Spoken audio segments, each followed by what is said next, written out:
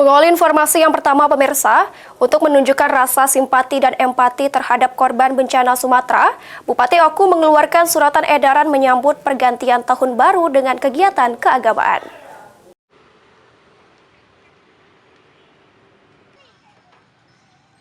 Untuk menunjukkan rasa simpati dan empati terhadap bencana yang terjadi di Sumatera Barat, Sumatera Utara, dan Aceh, Bupati Oku Teddy Melwansyah mengeluarkan surat edaran dalam menyambut pergantian tahun baru 2026.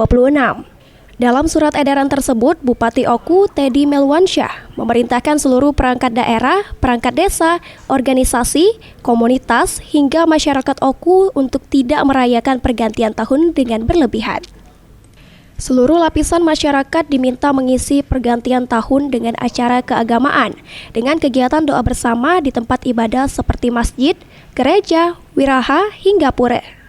Selain itu, Teddy juga mengajak masyarakat untuk bersama-sama berdoa agar bencana yang terjadi di Sumatera tidak terjadi di Kabupaten Oku.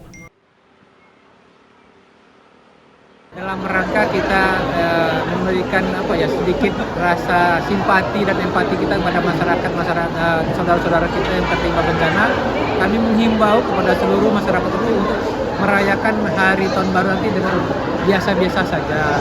Jangan seperti nanti dengan ada pesta kembang api dan lain-lain.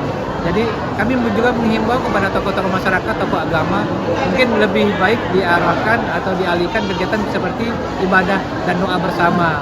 Bisa di gereja, bisa di masjid, bisa dimanapun. Dalam surat edaran, Bupati Oku juga meminta kepada seluruh lapisan masyarakat agar tidak melakukan kegiatan hiburan, pesta konvoi, maupun kegiatan lainnya yang berpotensi menimbulkan keramaian pada malam pergantian tahun. Yunin Yuniki, PAL TV.